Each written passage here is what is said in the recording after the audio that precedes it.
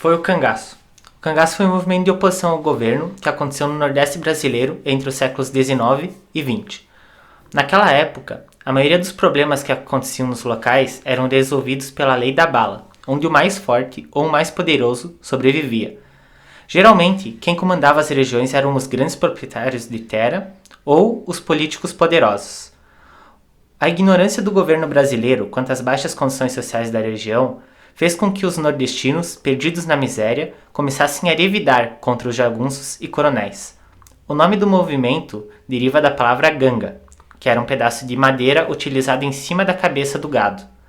Os cangaceiros eram geralmente divididos em 3 grupos, onde 2 eram pagos por coronéis ou fortes políticos para matar ou saquear as pessoas escolhidas por eles, enquanto havia os independentes que agiam sob ordem de ninguém. Eles faziam o que queriam e eram considerados inimigos públicos.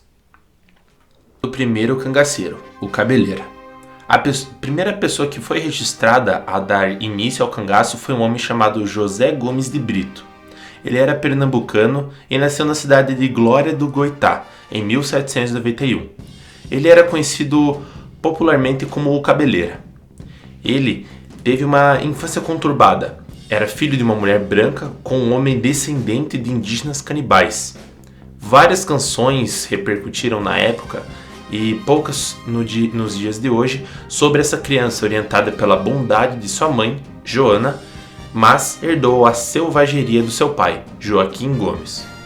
Muitas histórias sobre o Cabeleira não possuem evidências concretas, porém, sabe-se que Joaquim não permitia a existência de perdão no filho. Então, ele ensinava a torturar animais, usar bodoques e facas desde que ele era criança e não aceitar ser intimidado por ninguém. Uma canção popular do Nordeste sobre o Cabeleira é a seguinte: meu pai me pediu por sua bênção, que eu não fosse fraco, fosse valentão. Minha mãe pediu-me por sua bênção, que eu não matasse, menino pagão. Minha mãe pediu-me por seu coração, que eu fosse bom homem, não matasse. Não. Minha mãe me deu contas para eu rezar. Meu pai deu-me faca para eu matar.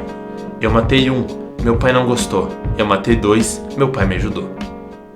A história do rei do cangaço, mais conhecido como o Lampião. Virgulino Ferreira da Silva foi o líder mais lembrado do cangaço, ficando conhecido popularmente como o Lampião, ou o rei do cangaço.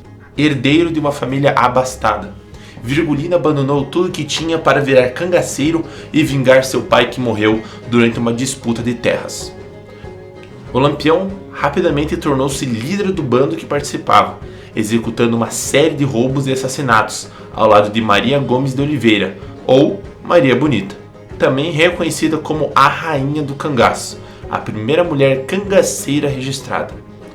Durante o governo de Getúlio Vargas, foram aumentados os esforços de caçar e eliminar os cangaceiros do Nordeste. A morte do casal real aconteceu em 23 de julho de 1838, quando o grupo foi emboscado entre Sergipe e Alagoas, pela frota armada de João Bezerra da Silva. 11 dos 34 membros morreram nesse dia. Foram mortos Alecrim, Colchete, Elétrico, Enedina, Lampião, Luiz Pedro, Marcela, Maria Bonita, Mergulhão, Moeda e... No último...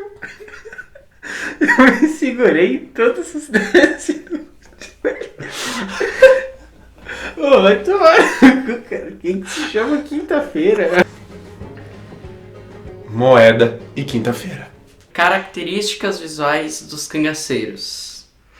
Alguns historiadores dividem o estilo adotado pelos cangaceiros em 2 períodos, antes e depois da ascensão do Lampião.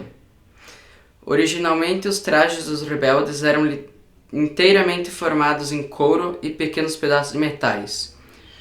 Contudo, após a fama do rei do cangaço tomar a região, a maioria passou a imitá-lo, adicionando em sua vestimenta diversos adornos coloridos roubados de suas vítimas. As peças de roupas usadas visavam uma melhor adaptação ao ambiente da caatinga, facilitando a movimentação dos cangaceiros. Outras características presentes na aparência dos cangaceiros são armas e munição em amostra, chapéu de abas largas e curvas, lenço na face, bolsa com fumo, brilhantina e remédios e um cantil de cachaça. O fim do cangaço. Como dito anteriormente, após assumir o governo no Brasil, no chamado Estado Novo, Getúlio Vargas buscou abafar fortemente as revoltas que estavam acontecendo no país. A moral dos cangaceiros diminuiu bastante. Depois da emboscada que acarretou na morte de Lampião, fazendo com que os principais grupos fossem A moral dos cangaceiros diminuiu bastante depois da morte de seu líder, Lampião, fazendo com que os principais grupos fossem dissolvidos. Obviamente, alguns indivíduos seguiram atuando nos assaltos e assassinatos com o título de cangaceiros, mas, definitivamente, de forma bem menos intensa e frequente que as anteriores.